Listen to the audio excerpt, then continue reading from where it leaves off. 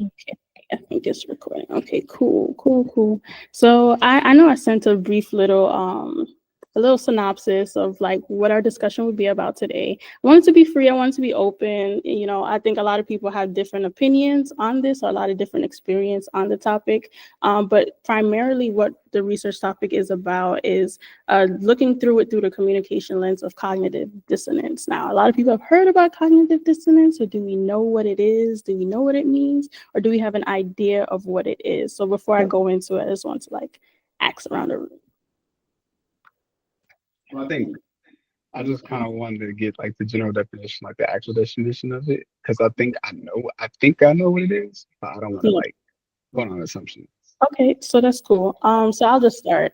So basically my topic is basically evaluating what procrastination is, and also why people delay tasks. So I think a lot of times when people think about someone who procrastinates or just putting things off, that, you know, if you come from like a harsh background or something, a lot of people might think you're lazy, or they might just think you're incompetent, or different things of that nature, right? So the purpose of this research is just to get an evaluation of what is really behind those who put things off, or what is really behind that action, right? And cognitive dissonance refers to conflicting behavior. So basically, you can do things, right, that are against what you believe, or against your morals, or your actions may not line up to what your plans are, to what your goals are, what you actually want to achieve. So that's kind of why I want to evaluate it through that lens. There's a few different communication theories that we could use. We have Walter Fisher's narrative paradigm, which is just talking about those who are used to storytelling and just doing things for good reasons. Even if it's something bad, they do things out of good reasons in their logic.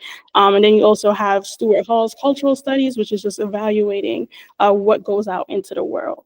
But specifically for this topic on just not just students, but just as humans, why are tasks delayed? Understanding, getting a deeper understanding of why that happens, why do we do it, or we know that it shouldn't be done, but sometimes it happens, and just kind of getting out of that funk. So looking through it through cognitive dissonance, and I'll just read the actual definition that I have. Give me one moment. And it says, cognitive dissonance is a psychological state of discomfort that occurs when a person's actions, beliefs, or values are not aligned. It can refer to holding two or more conflicting beliefs at the same time. So basically like a conflicted state. Hmm. Is that something is that what you thought, Khalid? Um, Kinda.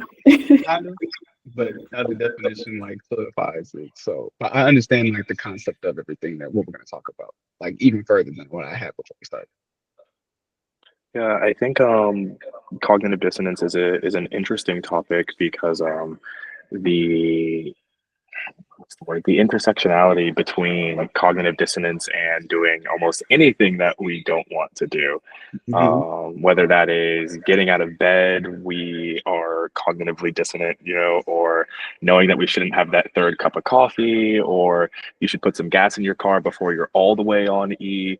These are things that we know that we have to do. So that's why I'm interested about this topic, because I think there's parallels and overlaps that can be presented in multiple different fields, just not procrastination. So I like that we're, just scratching the surface with procrastination, but I hope that we can then take this model that we create and then repeat it towards anything that we don't want to do. Right. I was about to say it. 'Cause I know for me, specifically as a creative, and I know a lot of us kind of go through it, is that it might not even be the fact that you don't want to do it. You just mentally cannot do it. And that's the other part of it. It's like you want to do this shoot, you want to do this project, you want to do this big thing, you have this idea of it, but it could also be the burnout that you feel of it. And that's where I guess I relate most to cognitive dissonance, because it's like there's things I want to do, but it's not the fact that I don't want to do it. Because my morals and like what I really want to do and like my mission and my goal is like I want to complete all this. But it could also be the fact that mentally a lot of us could be drained, a lot of us have other things going on, and that's what kind of limits us from completing our tasks. Things that are like supposed to be, I guess, routine become a chore. You know what I mean? So yeah. I guess that's interesting. Oh no, I'm sorry. Go ahead, Dr. Stanley. Oh, but that's why it's important where you just said about a routine. It's important for you to develop a routine and understand that the things that seem unpleasant or boring, it's a process that you're making discomfort. You're making it discomfortable. Yeah. And we also deal with professionalism that makes you procrastinate. It's a form of procrastination as well, because you're so hard, you become so hard on yourself to a point where you don't just do it. You don't just relax and just go ahead and do it. It's something that you know you need to do. Just do it. Go ahead and get it done. And also it comes in effect of low self-esteem. I mean, low self-efficiency. You lack the confidence in the ability to complete the task. So that sometimes gives that time gap where we, instead of it being a time gap where we utilize it, it becomes discounting. We feel as though we have that time to move and do these things, and then we say, "Oh yeah, I'm gonna do it at 5 o'clock." 5 o'clock come, and if you didn't set that reminder, or again, you didn't have the discipline to say, "Okay, bet I'm about to get up and go ahead and do what I said I'm gonna do." So we have to think about those things and how we motivate ourselves, and then we have the lack of motivation to do these things. And I want to expand upon that because, and going to what Khalid was saying about the burnout, I wrote down what part of it is mental and what part of it is physical. And so I guess what like both of y'all are asking, and I guess the lens of this is specifically when it comes to procrastination is what parts of our cognitive dissonance are caused by physical effects, such as, I'm a creative as well. Sometimes you literally don't have the mental ability to stay up past 2 a.m. and continue to edit and do something that you know that you need to push through and do. So you go to sleep. It's physical.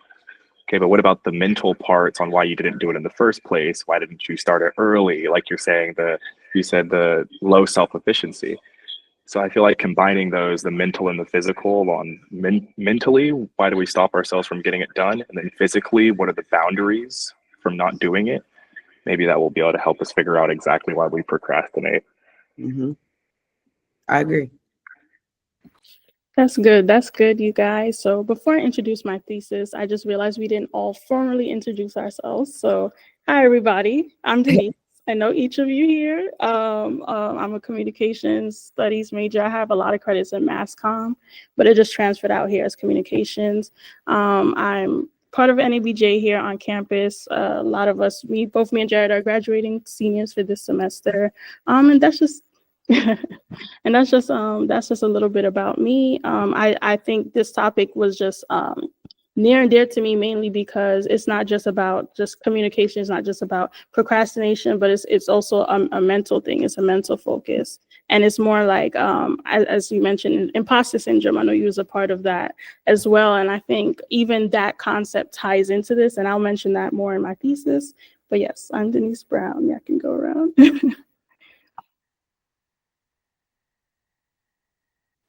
I'm Professor. Go ahead. I got hired at Prairie 2 years ago to honestly perform with public speaking as well as video production. I enjoy both subjects and they come natural to me. It's not anything that I have to make myself do.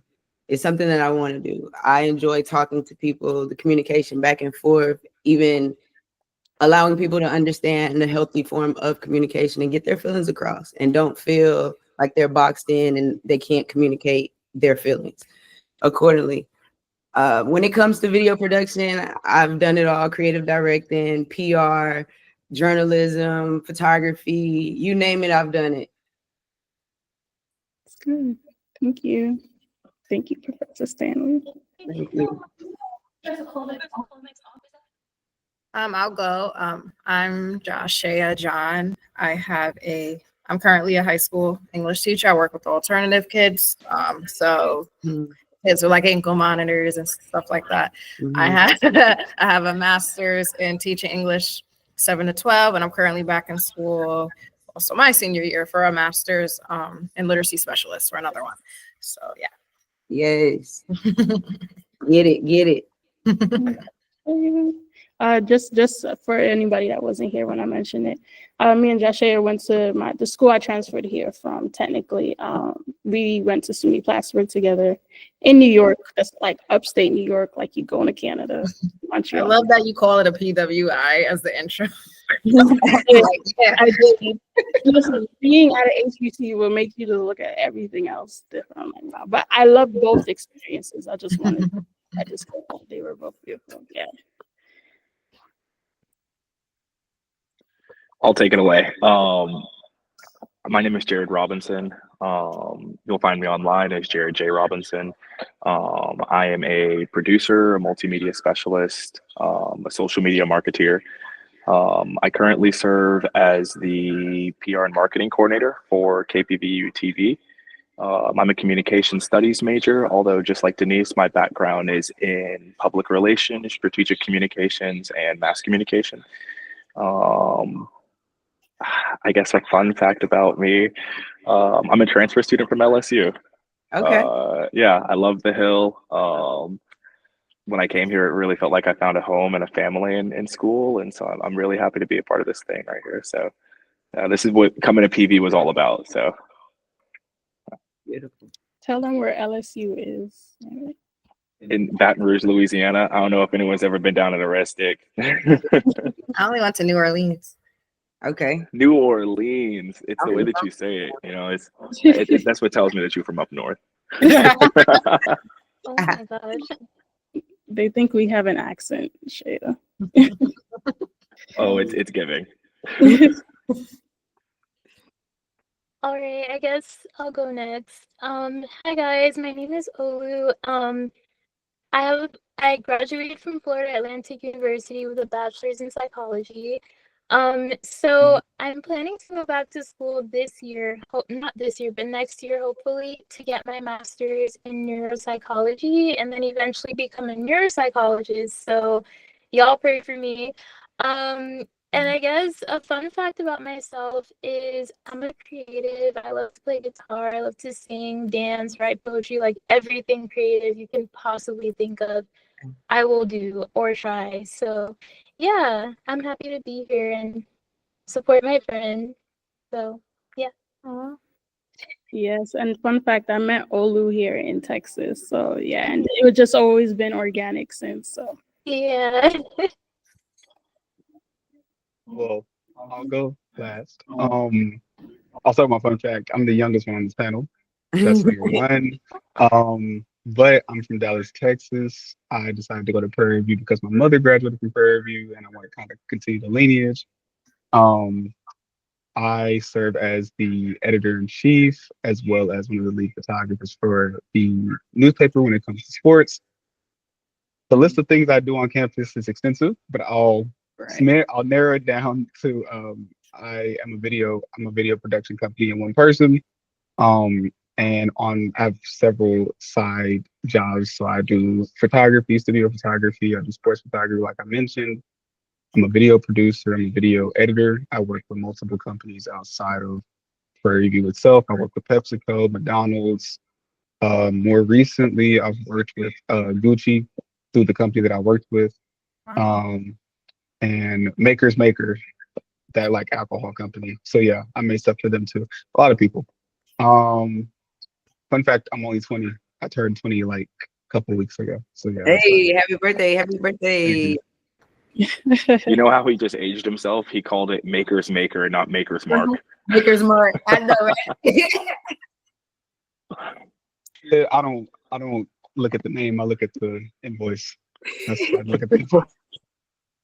Oh, that part right there.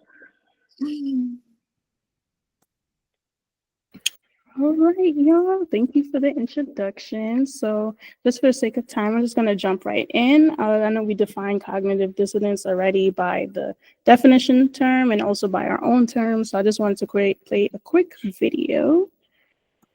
8%.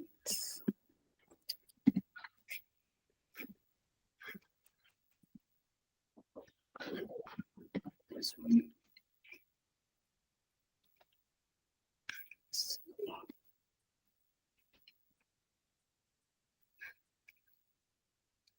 Are you guys seeing my screen? Yeah. Mm-hmm. Cool. Cool.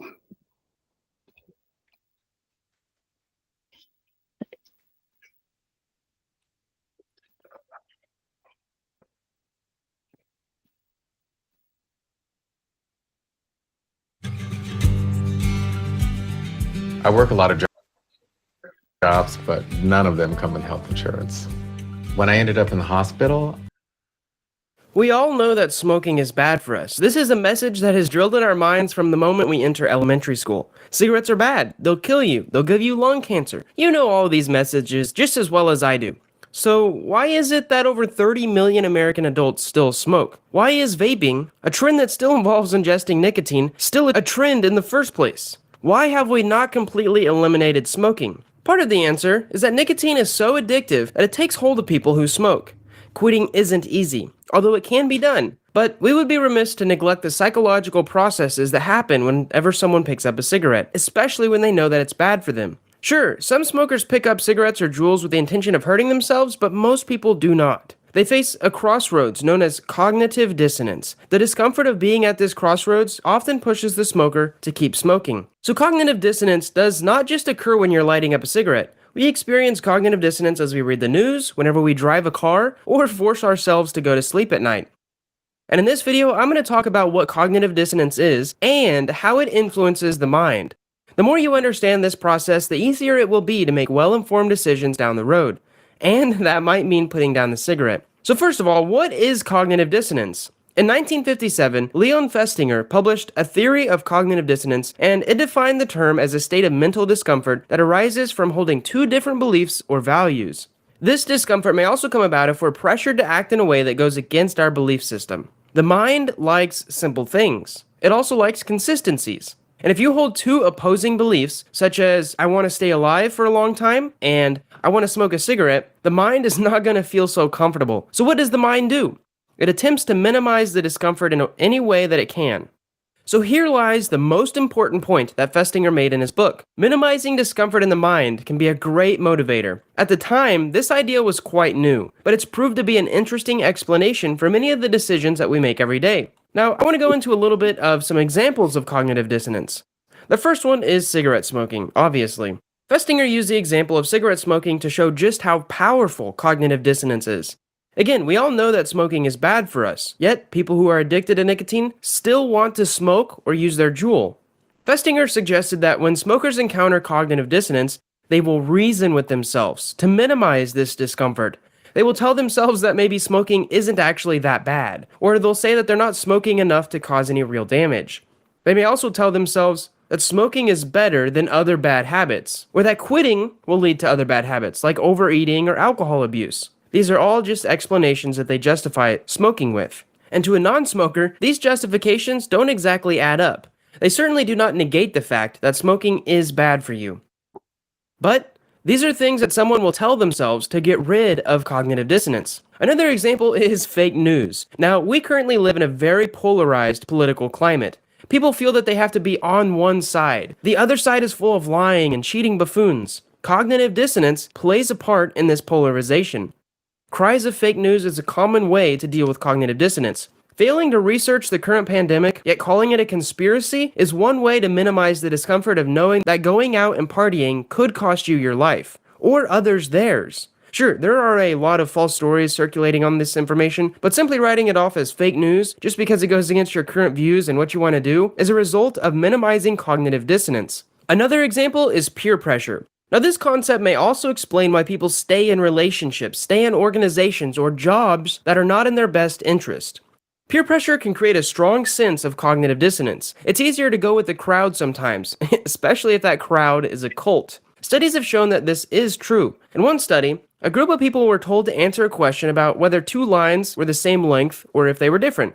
Everyone in the group, including actors in the study, gave a blatantly wrong answer. 75% of the time, the participant they were observing did the same, to seemingly just go along with the group. Now, moving on, cognitive dissonance is powerful, which is exactly why you need to know about it. With this information, you can be more aware about how you are making decisions and whether or not you're letting this discomfort get the best of you. Now, discomfort is inevitable if you're learning new information, hearing the opinions of others, or making difficult decisions. It's just going to happen. But now that you're aware of what cognitive dissonance is, you can be on the lookout for it. Now, this may require practicing mindfulness to build up some kind of awareness of your thoughts and feelings. The more in tune that you are with your body and your mind and your thoughts, the easier it will be to spot discomfort.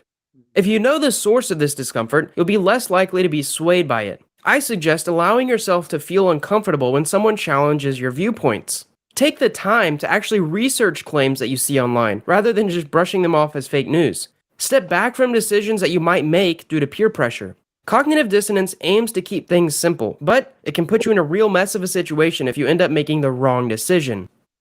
I want to thank you for watching this video on cognitive dissonance, and I really hope that you've learned something. If you have any questions at all, feel free to leave a comment Go back. Stop sharing. That was a good video.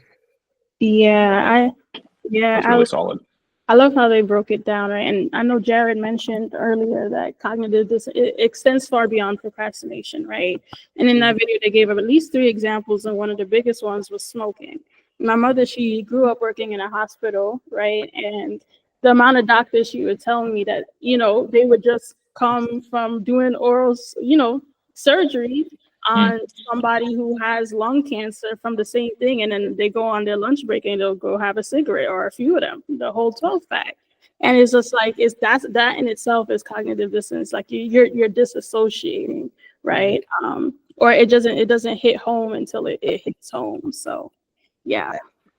Going off of that, the first thing that came to mind and the most powerful piece of that was when he said that minimizing discomfort is a great motivator. And it immediately put a link to what are the uncomfortable things that I have to motivate myself to do.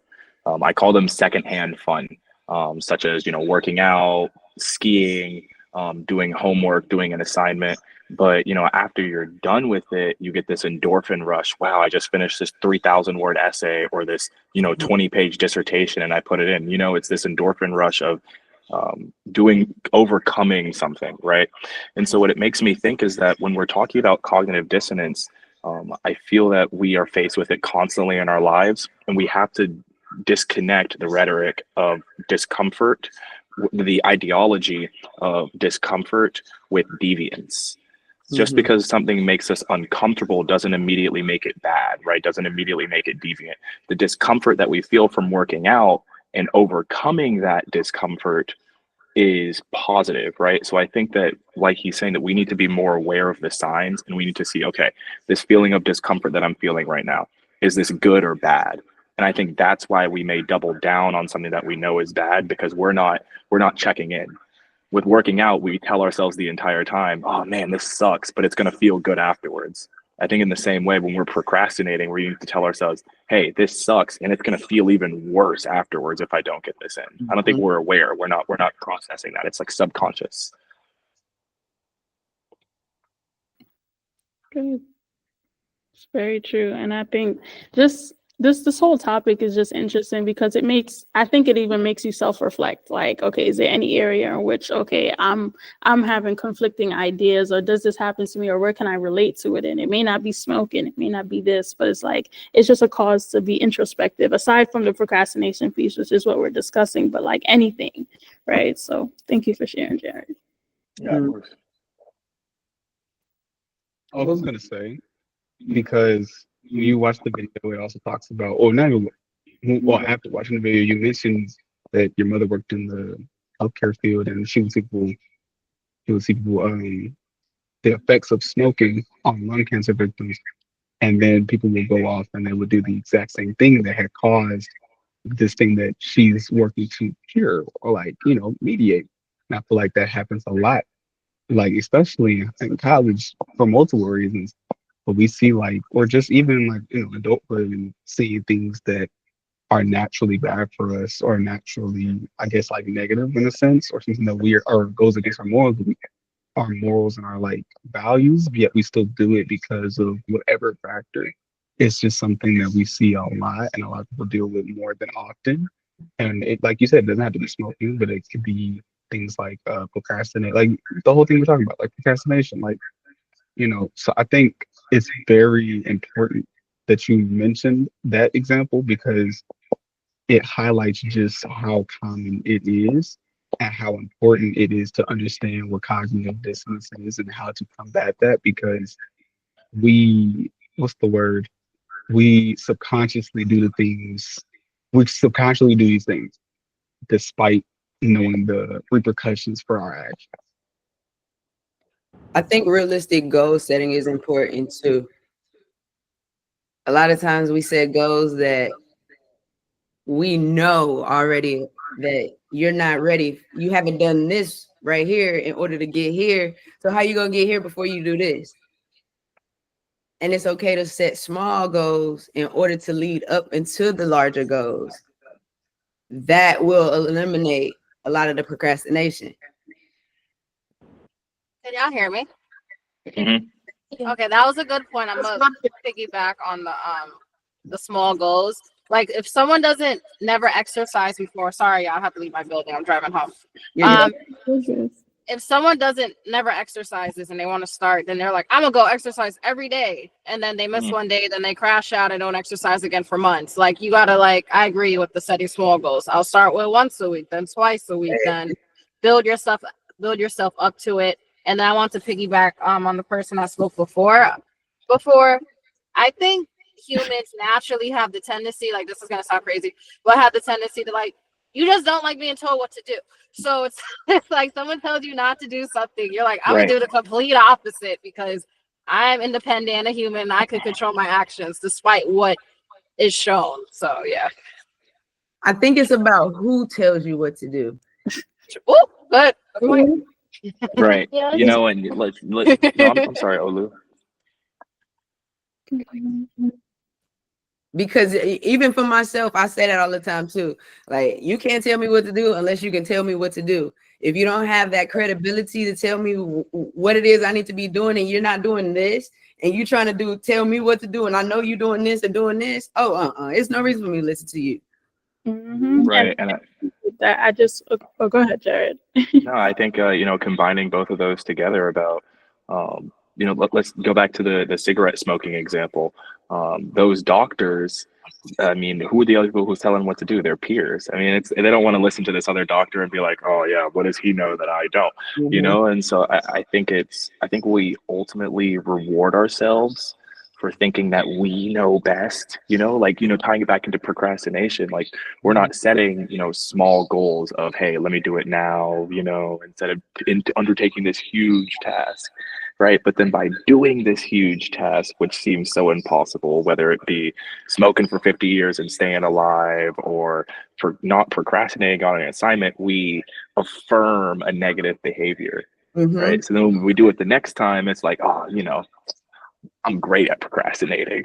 I work best under pressure, It also relates back to what you said originally about having certain projects and falling asleep on them. So again, if you break them down in certain courses, even if you're doing a video, I have all these clips. If I have over 100 clips, I know I don't personally want to sit down in one setting and have to edit all of that. You know what? I'm going to take 30 minutes right now, and I'm going to put as many clips as my mental can take on this timeline, and I'm going to focus on this. And then after that, I'm going to take me an hour and a half. I'm going to eat, I'm going to shower and do whatever I need to do, and then come back to that, because now my brain is more focused, and now I have fresh eyes back on this project that I just did. Agreed. Actually, I also wanted to introduce another psychological term to kind of I don't know, I guess add to what we're talking about. I don't know if you guys have ever heard of imposter syndrome. Yeah, so I feel like that's another component of cognitive dissonance that can actually contribute to procrastination, because I don't know if you guys have ever experienced this, where it's you want to do something, whether it's a project or you want to apply for a job, but you tell yourself, I don't know if I'm qualified. I don't know. It's all this negative rhetoric in your mind. and you have the qualifications, like you can do it, but for some reason there's this like opposing mindset in your brain that's telling you no, like you can't do it, and so you end up like dragging it out and dragging it out until you get to a point where it's like you either fail at the task because you dragged it out for so long, and then it creates this like self-fulfilling prophecy, and you're like, okay, maybe I can't do it, and then it reinforces that negative mindset, and so like you keep carrying like the behavior to other things over and over, and then it's like you have to get to a point where you like break that cycle. Yeah, I relate to sorry. Go ahead. Yeah, I relate to that a lot. Like Denise and I, we back in undergrad, we had the first Caribbean food business on campus, and we were in the newspapers, everything. We're eating it up. We eventually stopped, and then I was like, I don't think I want to sell food. I think I want to like make videos. And I was making videos. I was getting pretty successful, but then I was like, oh, they're not doing. Oh, I'm sorry, there's an echo. Hold up. Do I sound fine? You're Okay. you're good. Yeah. So now that I make these food videos, whenever they're not as successful, I get really like paranoid and go on these gaps. And I'm like I know my food look good and I know it's good, but it's just like I compare myself, and then I'm just like, you know what? Fuck it. I'm not gonna post every day. I'm gonna post once a week, and then I just don't post for months. And then like I hit 1,000 followers for the first time the other day, and I wasn't even posting like that. And I'm like, I planned so much for it, but I'm just like, I just don't feel like it's good enough. Like I'm not gonna. Yeah, so I get it basically. Yeah, y'all know that falls back into the perfectionism, putting it as it's not good enough instead of telling yourself and speaking affirmations over everything that you're doing, and knowing that yes, this is it, this is complete, this is great. Yes, we can always do more, but if it's already great, what more are we searching for? Even Robert Greene says within the self-sabotage. Has anybody read Robert Greene? Any of his books? I know the author, but I haven't read him. He has the Mastery book. He has the 48 Laws of Power. And he has a Law of Human Nature. But Robert Greene talks about self-sabotage being a form of procrastination. And Y'all are already in my thesis. I hope y'all know that. hey, come on now.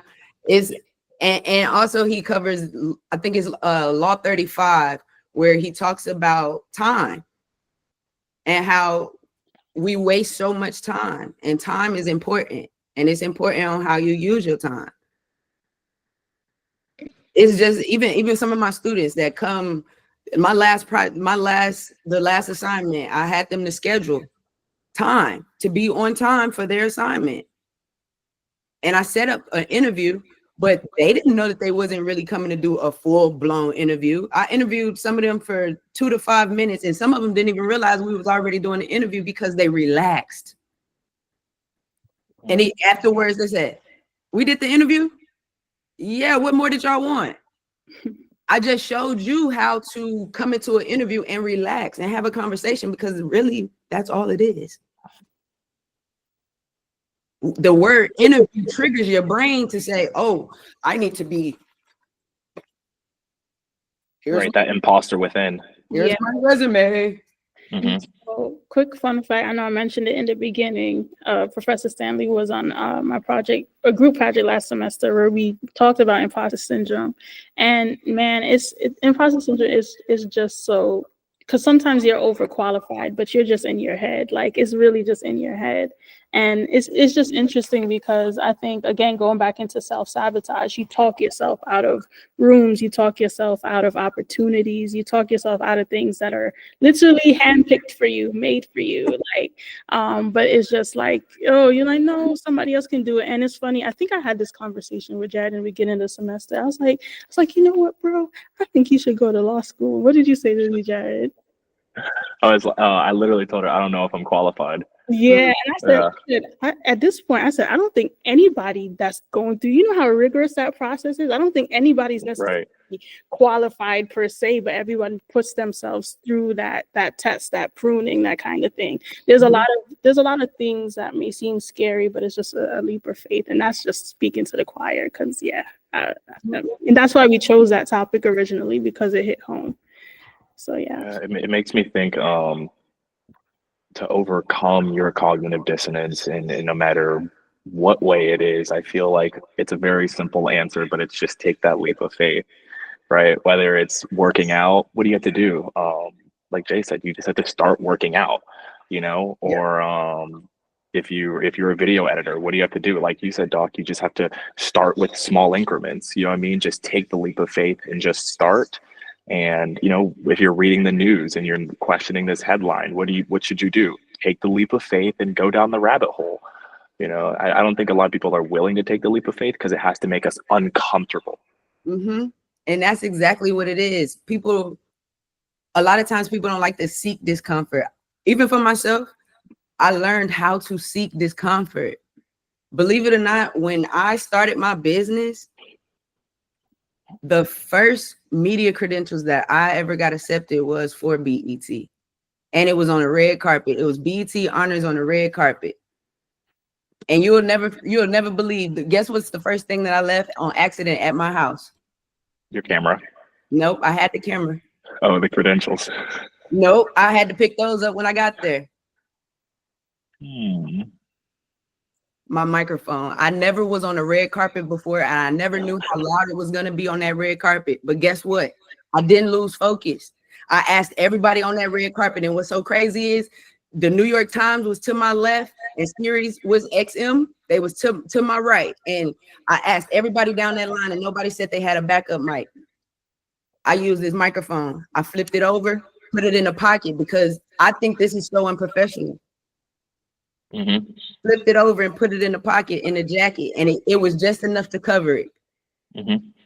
We filmed the whole thing, and believe it or not, the people that was to my left and to my right, I started asking for drops from people. Guess what they started doing?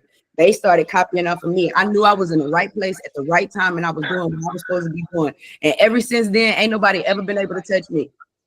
And that's what I've always told myself. No matter what you do, you can't touch me. Because what's for me is for me. And can't nobody stop me or do nothing else different. So I'm not going to tell myself any different. That's good. I know Khalid has something. Life. It's good. The confidence has to be a way of life. It has to start somewhere. Has to. Yeah. So I know Khalid had something to say before I play the second video. I don't know if you wanted to go. Hold on, is my camera working? Or is it frozen? It's frozen, actually. Frozen? We can hear you. Hold on, let me see if it works now. No, there we go. Oh no. Okay, well, I mean, y'all kind of covered every single pillar of the kind of like answer I was going to come back with, but I was really just gonna say, like, imposter syndrome is my life currently, and has been my life since I got to college, because I don't know any other person that's in my shoes right now that has done as much as I've done in the last 3 semesters. So I'm constantly like, my most recent example is that I've met plenty of like famous people, and I still to this day don't believe I should be in the rooms with these people. Like, there's an initiative with Apple called Propel, and I went to Propel last summer. This 2-week immersive program is amazing, but you meet people like the person that wrote all the lyrics for TLC. I met Michael Jackson's choreographer. I met all these like really important people that have shaped media and like the music we listen to and like all this kind of stuff. And I'm just thinking to myself, like, what am I doing here? Why not? You know what I mean? Like, that's a crazy I understand that now. But telling me back then, I was like, what am I doing here? But even now, because I'm in the final stages of an Apple internship, and I kind of stumble. I feel like everything. Matter of fact, I'm gonna sum it up right here.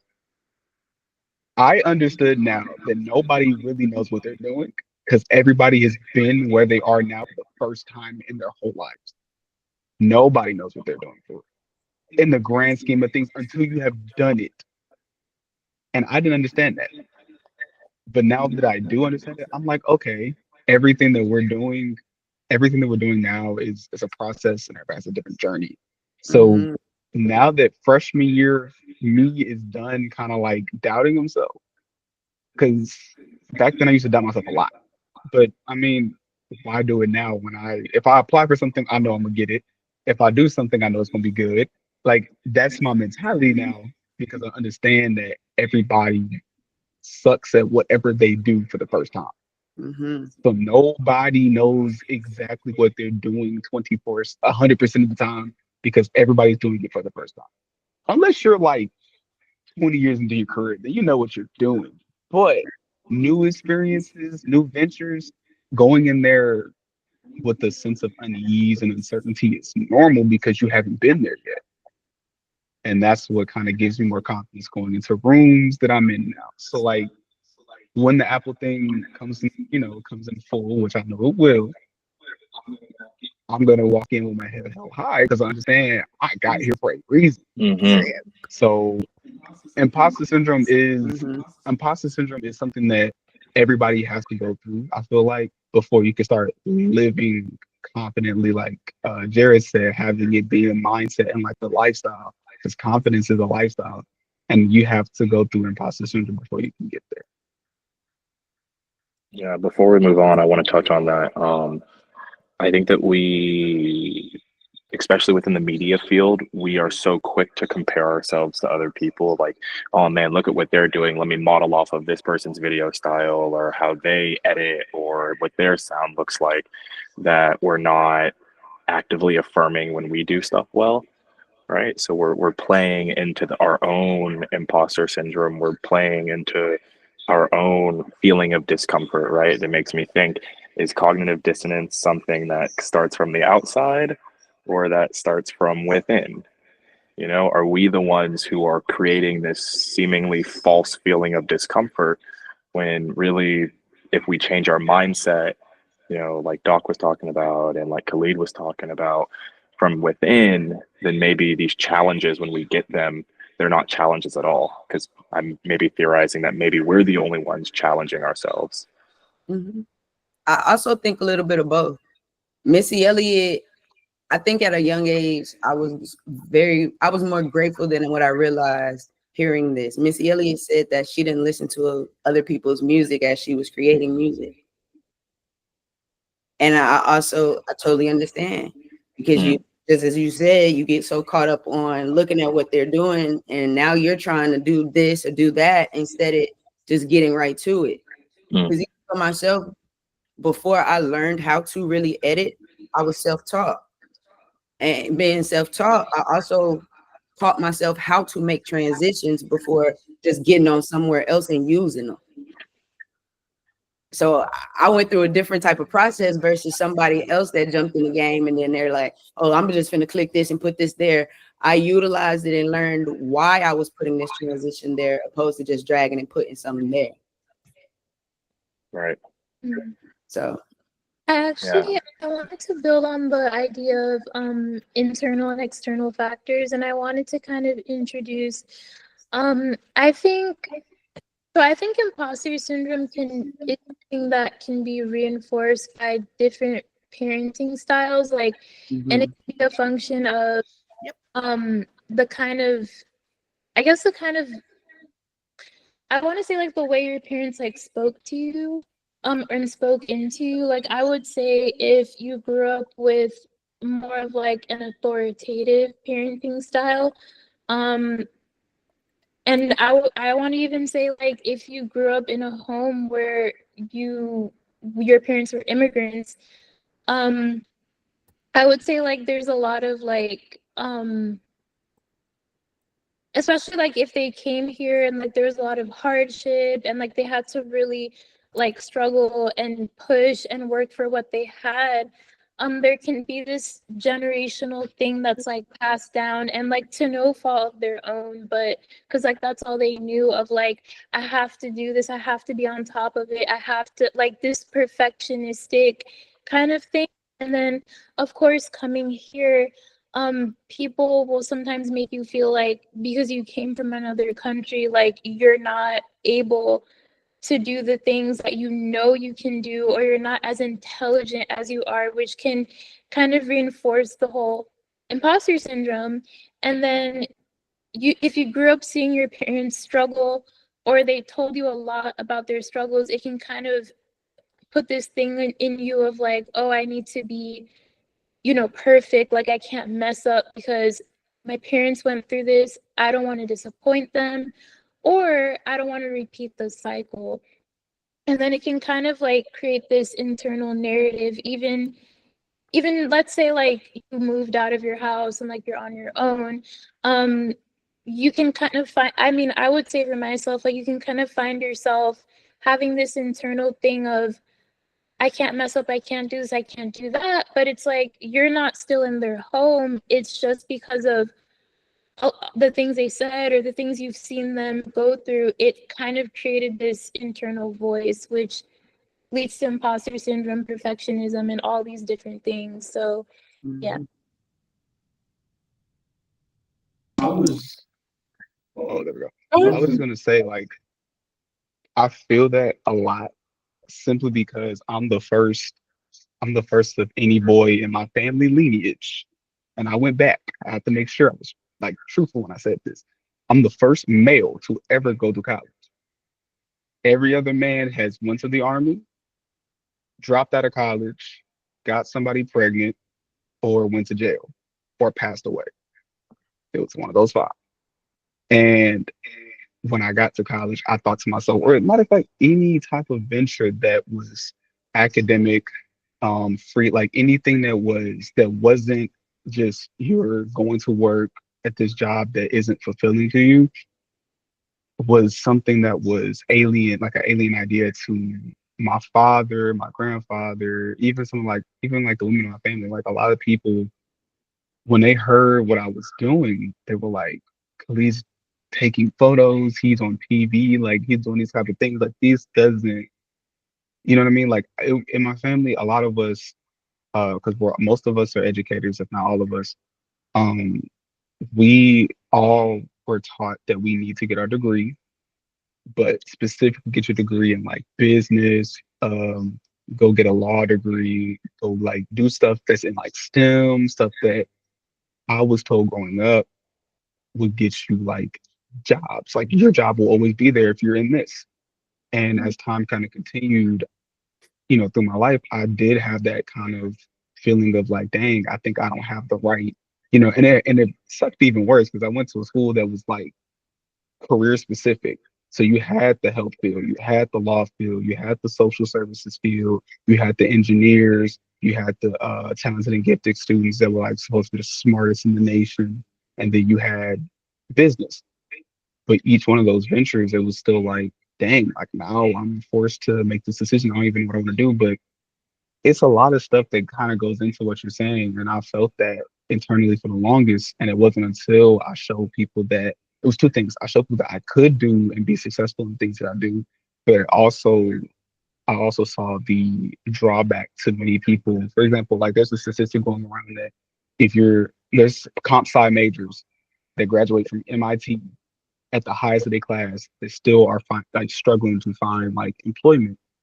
I'm not using that statistic to prove like make myself feel better, but I'm also trying to put it in a perspective that not only is my career field still be like I'm still able to be successful in my career field, but it's even playing field on top of that. And I had to get out of that mindset of like I have to go into this specific thing because this is what I was told growing up. And I also had to understand that my career path and the way that I found my success is different than what my family had kind of seen growing up and what they've experienced. And I have to be okay with understanding that whatever path I go down is my path on my own and not what my family had, curated, if that makes sense. Yeah.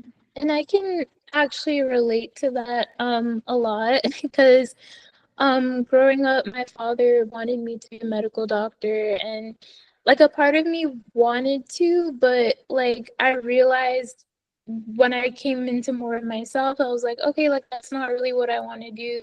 And it created a lot of tension like in my household. But when I realized, okay, like I want to study psychology and like this is what I want to do, that thing of imposter syndrome came up because I'm like, okay, I keep hearing like like I keep hearing, oh, it's not good, like you're not gonna make it, da, da, da, da, da. So it's like I knew internally I had what it takes to, you know, like be the best and like do what I need to do. But when you keep hearing like discouragement from the people who are closest to you, can really just create this thing of like, maybe this is not for me. And then you find yourself almost like self-sabotaging and like not going for the opportunities you know you qualify for and even overqualified for because of what's been spoken over you. So I completely relate to that more than you know. Like it's yeah. I was gonna respond to you, Olu, about that. The whole imposter syndrome, is it within or like outside? I'm glad you brought up parents because like for real, not only are we Black, but we're women and we're first generation or like not from this country. It's like damn. Like it's like society. Like I'm not even just going to blame my mom or whatever because she pushed the education thing because America's for education, like good education.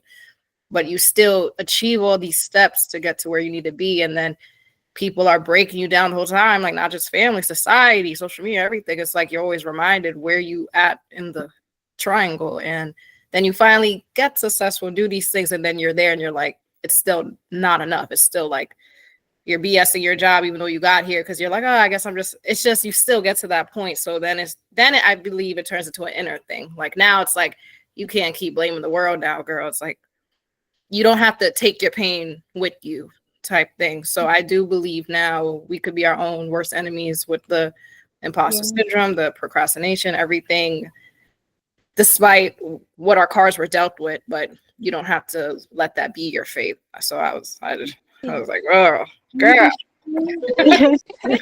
Yeah, I know definitely relate to that just because my mother, she came up here too, and it's just like I think too, it's just like being in an sometimes overcritical household. I think I seen a meme one time. It was like, oh, Caribbean parents are always saying, girl, where's your self-esteem? And they're like, I don't know, check your pocketbook, maybe you got it.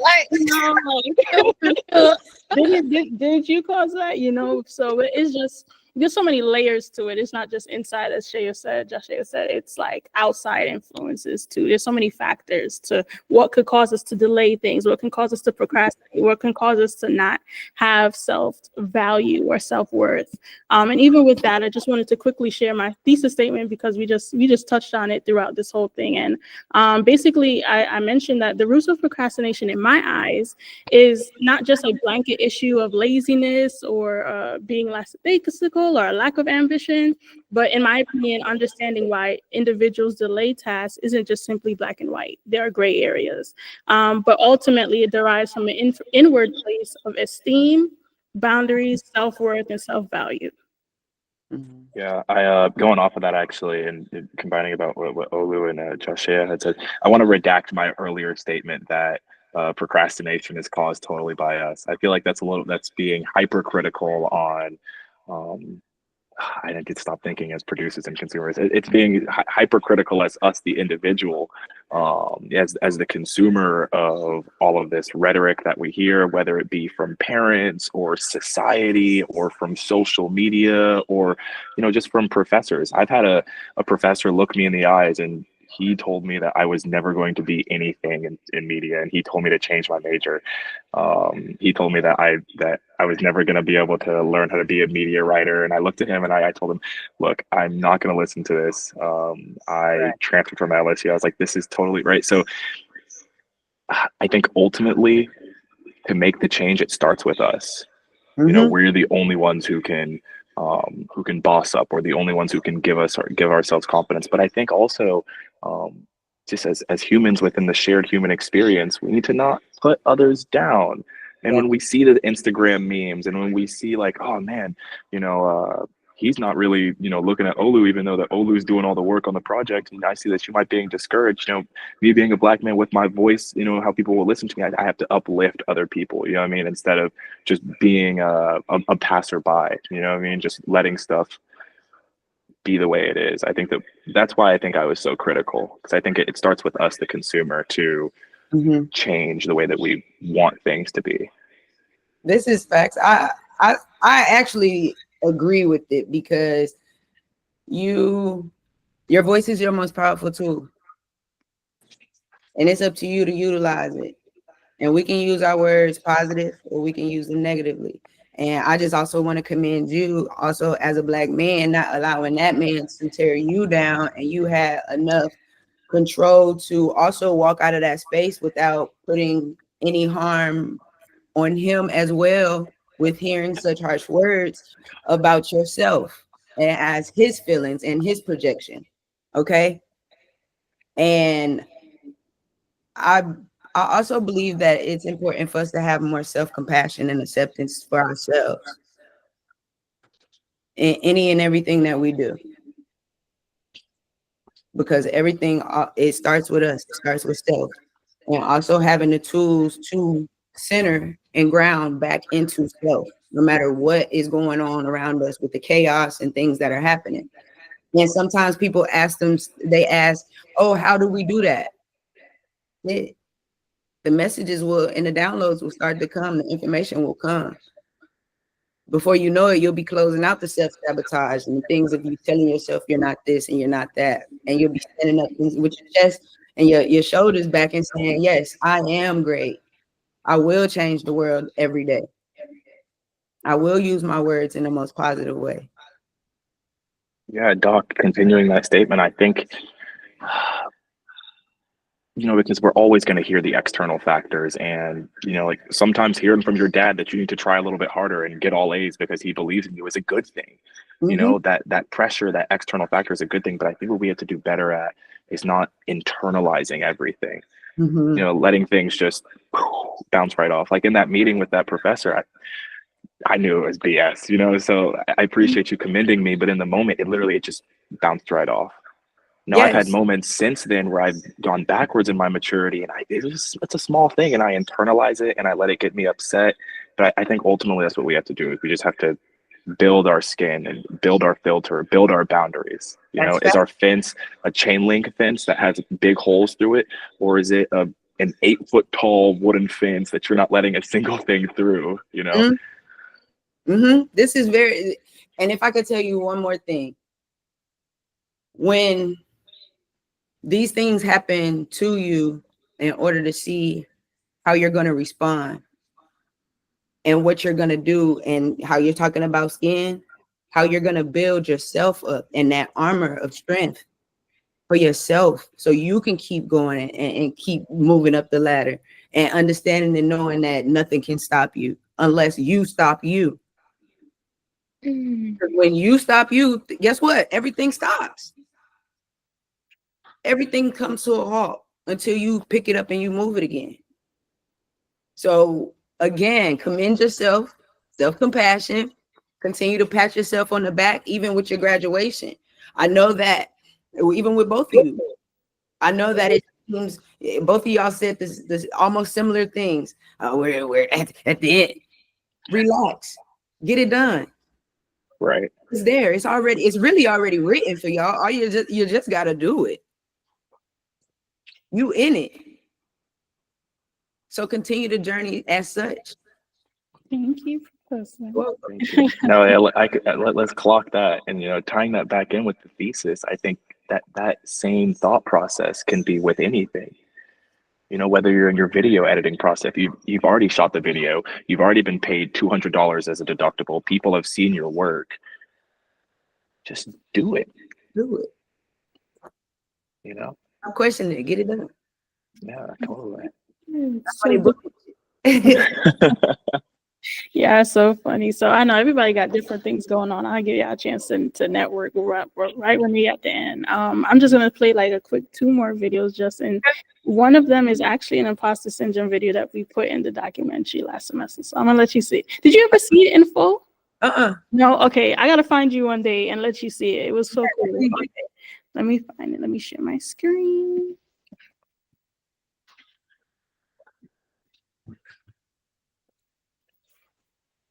There we go.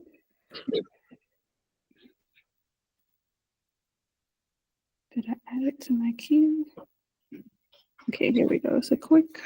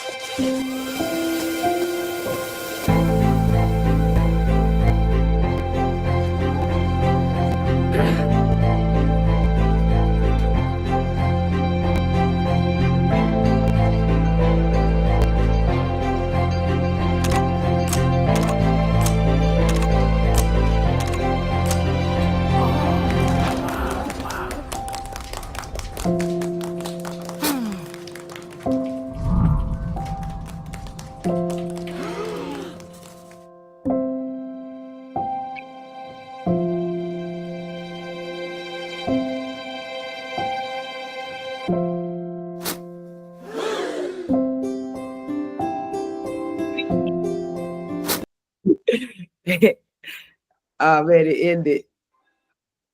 Yeah, that was cute. It allowed them to go That was ahead and be adorable. Oh my themselves. God. Denise, we're not seeing it anymore.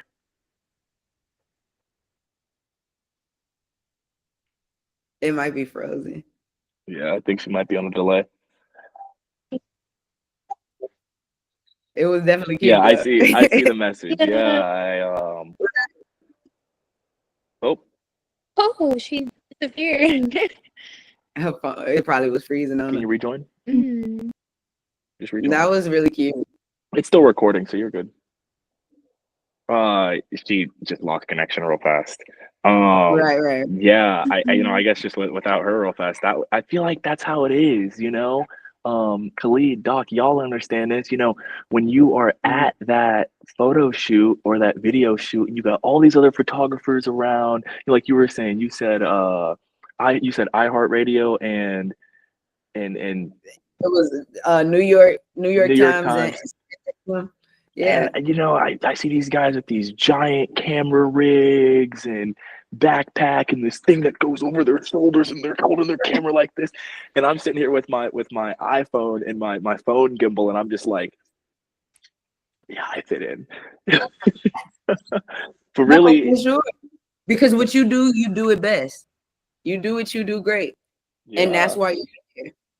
just like them. And he's probably thinking the same thing I am. Like, oh man, look at this guy with this iPhone gimbal. What?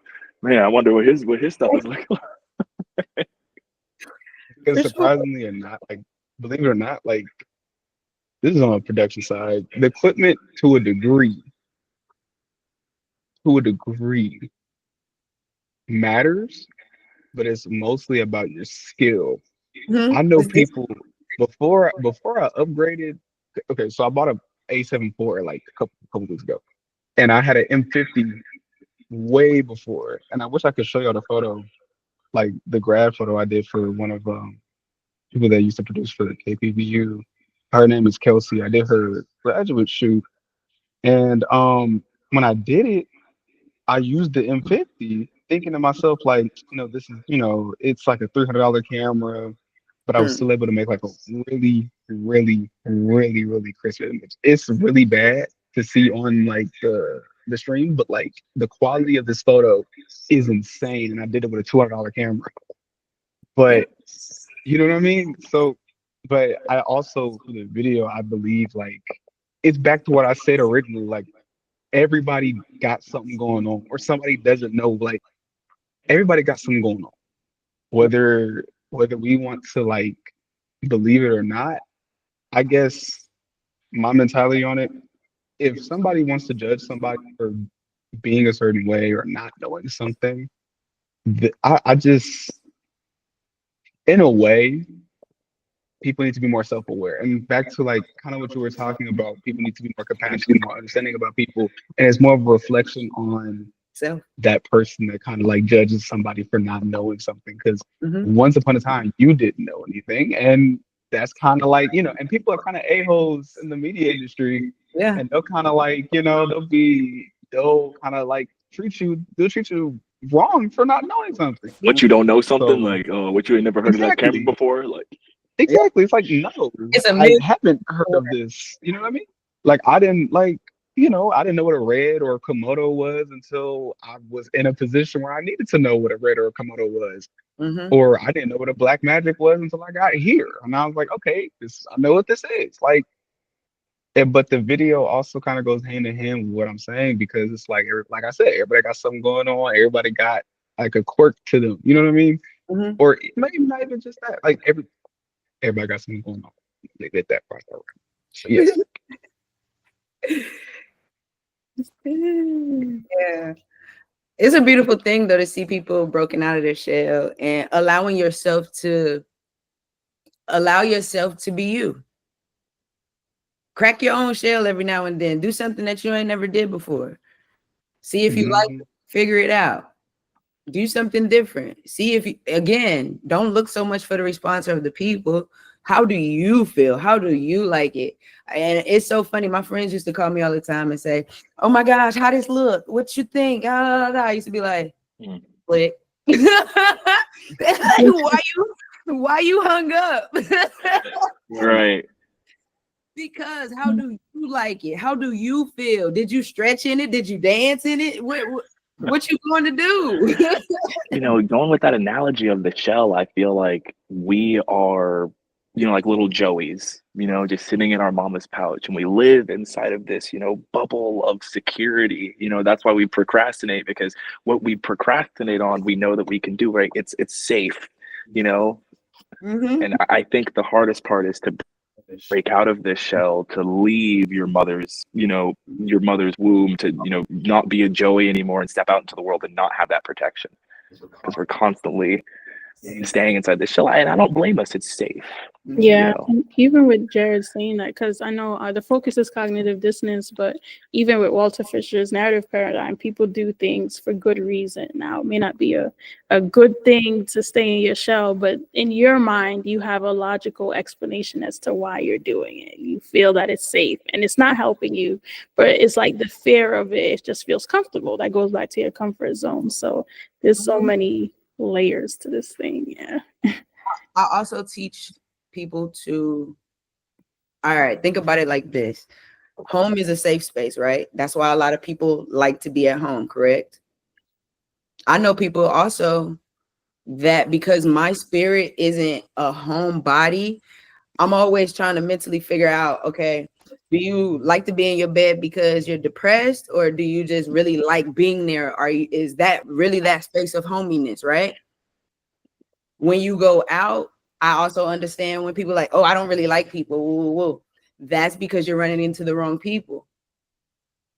When you start to look at life as making everywhere you are home in a safe space, things start to attract to you differently. Because you're bringing your home space to that space. It goes back to that video, which when you bring your home space to that space, guess what it does? It allows everybody else to undress, and things start to come off, and the mask start to drop, and then it goes back to the quirkiness, right? And it's okay for me to fall out of my chair and laugh and do these things, and nobody judge me. Yeah, because I made everything feel at home. You expanded your shell. Mhm. I love that. I love that. And I know Joshua, she had to step out, but I just wanted to share because I know she's also in education. She's teaching like high school kids, and that's an interesting age, you know. They're still trying to figure out themselves. Think about it. Even in these ages, we're always still trying to figure ourselves out, but they are really looking for that acceptance. They're looking for, what do I need to do? Is this good? Is this bad? I'm questioning everything. Yeah. It's so true. Yeah. And I think even too, I know she, like, even with teaching them, I know it's like you and you know, this is your purpose, like grading assignments and stuff like that. So have to deal with those who are like, you know, lagging behind and those kind of things. And sometimes it's like, oh, they just don't like school or they're not a good student. And then some of it goes back to their self-esteem. Some things are like deeply rooted. Some things are just inward. They don't even know the root of where it's coming from, but they just, you know, it's not even just not having a handle on time management, but it's just like being that imposter, not seeing your worth. And also when you don't see your value, you don't show up for yourself. Forget about showing up for other people, but you don't even show up for you. That's the first thing I talk about in my class when I first get there. I tell people all the time, you can lie to me. I don't care. Tell me a lie. Tell me 3 or 4, 5, 6, 7, 8, 9, 10 of them. Tell me a lie the whole semester if you want to. But guess what? You lying to yourself. I could put every check mark in that book. Oh, excuse. Yeah, they showed up. Blah, blah. But you're going to get stumbled and the door is going to close in your face somewhere because you lacked over here. Yeah. You didn't show up for yourself. And that's all I ask them to do. Anybody that crosses my path, just show it for you. Learn to show it for you. And the moment that you learn to show it for you, things are going to turn around for you. And you're not going to be able to blame nobody else because you're going to show it for you. It's true. It's good. Right. I like to tell them that. Yeah. Tying it back into the thesis about this external and internal factors, I think that if we start by, like you're saying, showing up for us, start by expecting ourselves to do the right thing, start by wanting good for ourselves, and the small decisions that feel like impossible tasks become just that much easier. Mm-hmm. Yeah. Mm-hmm. I also think, oh, sorry. Okay. Yeah, I also think another tool that we can use honestly is accountability, like having someone who will hold you accountable and say, hey, like, I know you said you wanted to do this 2 weeks ago. Have you started? Like, what does it look like? Like, how can I help you? Like, just realizing that you're not an island and you do need community.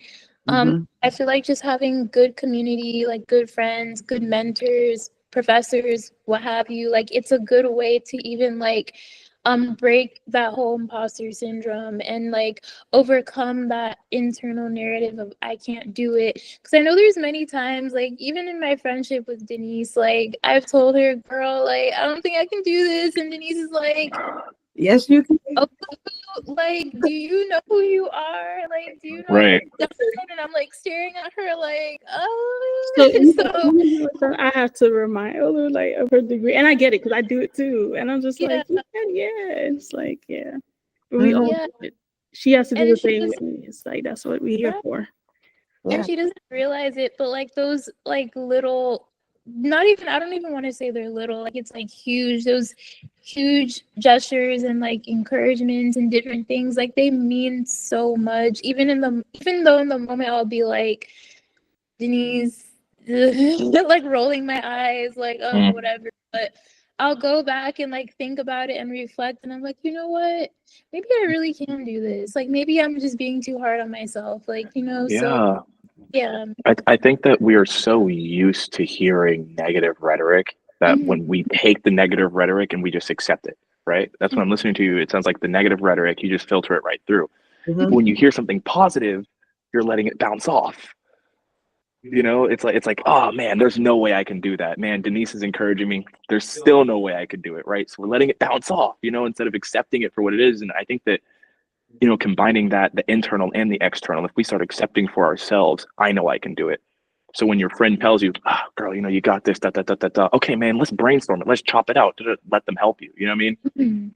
I feel like it is a combination of accepting both the internal and external positive factors, positive things that contribute to us, and bouncing off not only the external things, but the internal things, letting them go of the internal bad reasons. You know what I mean? The external bad reasons. Yeah. I love it. I love Yeah. it. But And, go ahead. are we about to end?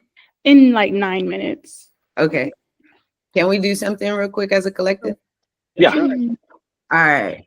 1, 2, 3, 4, 5. It's 5 people on. All right.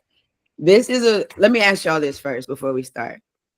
How often do you, throughout the day, how often or how many times a day do you seriously take the second to breathe? You know what's so funny about that? You know what's so crazy about that? The exact thing I learned is so important. Just okay. I'm gonna still the shine for like 5 seconds. Please, trust me, I'm going to say this. Hey. When I started like really becoming, because where I was in freshman year and in high school, I had bad anxiety. Jared told me this one day. He was like, because he always compliments my professionalism and everything under the sun. And I'd be like, Jared, you don't understand how much I really don't know what I be doing half the time. And I have bad anxiety about it. Because in my mind, I think I don't know what I'm doing, et cetera, et cetera, et cetera, et cetera. And I don't acknowledge all that I've accomplished. And that's my biggest caveat about myself, is that I don't acknowledge my accomplishments. And it wasn't until I think a month ago when I got the EA Madden Scholarship, right before we went live for PSZ, I had to sit there and like breathe and just enjoy the fact that I'm able to do all these things. Because here's the thing. Now, I didn't say it when we were having this conversation, but we're in America. I'll speak for America. Negativity sells. Drama sells, negativity sells. Nothing positive is like is preached. Nobody preaches positivity because positivity isn't like lucrative or lucrative. Positivity isn't like, we're not used to that. So when good things happen, and when that idea of just breathing for a second, when people gotta understand, like, breathing and just taking a moment to step back and really like observe everything that's going on around you, you'll be able to really be able to appreciate what you got going. Because you can So you could take it in. Everybody needs to take a step back from like time to time to really understand, like, either first off, you came a long way. You're here and you're succeeding. You know what I mean? So I just want to, I'm already on. I know the importance of breathing. I'm glad that you mentioned that. It's tangible. Breathing is tangible. Amen. It's very tangible. So if we can take this time really quick to sit up straight. Oh Lord, she gonna make us do some breathing exercises. We're gonna do 2 different styles really quick, okay? Okay. The first one is gonna prepare us for the second one, all right? Okay. All right, but with the first I was muted. I was saying, Olga's a singer. She probably does this all the time. Oh yeah, she probably does. For sure. The first one, of course, when you breathe, a lot of us don't breathe properly. When you breathe, you want to fill up your belly. Okay. And you want to think, you want to think of it as when you fill up your belly, and then when you breathe out is almost as if somebody's pulling your belly button to your back. Okay. So you're filling up your belly and then you're gonna pull it out. All right. So we're gonna do some deep breathing. All right. We're gonna do 10 breaths. All right. But with these 10 breaths, when we inhale, as we exhale, we're gonna push out and we're gonna open up our voice. Okay. We're gonna open up our mouth a little bit. All right. We're gonna Okay. You're gonna hear a lot of sighing. It's a beautiful noise, though. It's a beautiful sound. I promise. All right. So as we do these things, as you inhale, I want you to think about all the beautiful things that you want, all the beautiful things that you want to receive moving into 2025. All right. And as you exhale, I want you to let go of the things that no longer serve you, because they leaving. They need to leave. All right. We need to remove those things. Okay. So we have two thought processes: breathing in what we want and breathing out what we don't need no more. All right. We're going to do 10 breaths. Here we go. Y'all ready? Mhm. Here we go. Inhale. Hold it. 2, 3. Exhale. Ah. Here we go. I'm gonna Exhale. side with y'all next time. Exhale. Ah. Inhale. Exhale. Ah. There you go. Inhale. Exhale.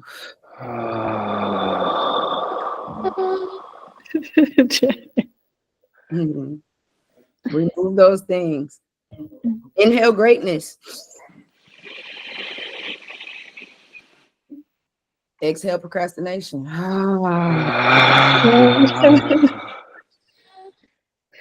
Ooh, that one was loud. Inhale power.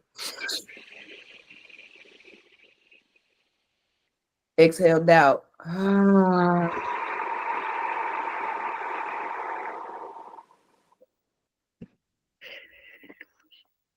Move your body around. Move your body around. Good. Thank you so much, guys. All right. Let me give y'all one more. And we're only going to do 3 breaths real quick. On this one, you're going to inhale, but you're going to inhale a little bit. So it's going to, every inhale is going to be a little bit, a little bit, and a little bit. It's going to be 3 times. It's going to go.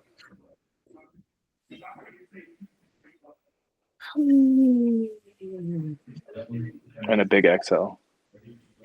So it's a little bit.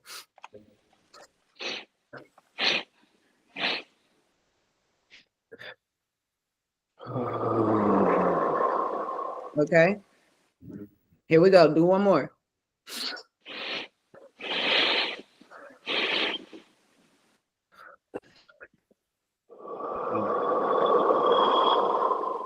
That's to remind you to do a little bit more, and then a little bit more. That's good. Thank you, Professor Stanley. Clock it. Clock it. Thank you guys so much. I appreciate you guys staying. Thank you for all the input and thank you for everything. I just have 2 more quotes for you guys before we go. The first one is a German proverb. It says, starting is easy, persistence is an art. And discipline is the highest form of self-love. That's from Kierra C.T. Thanks. Thank you guys. It's beautiful. I gotta go to work. It was so nice to meet all of you guys. Yes, Seriously. Yeah, thank you, Jared. Thank you for all the input. Of course. It's nice to meet you, Professor Stanley. Well, Face to the name. Bye, guys. Bye. Of course. Bye. Lulu. I'll call you. Nah, that's cool. Who is that? Okay. Is that Jared? Nah. I'm gonna call you via FaceTime. Yeah, okay. Can you hear me? Yeah, I can hear you. Okay. Okay, I'm about to FaceTime. Yeah, okay, I got you. Let me pause this. How do I pause this recording? Oh, wow. I got it. Okay. I think so. Hold on. Oh, manage recording. Stop recording.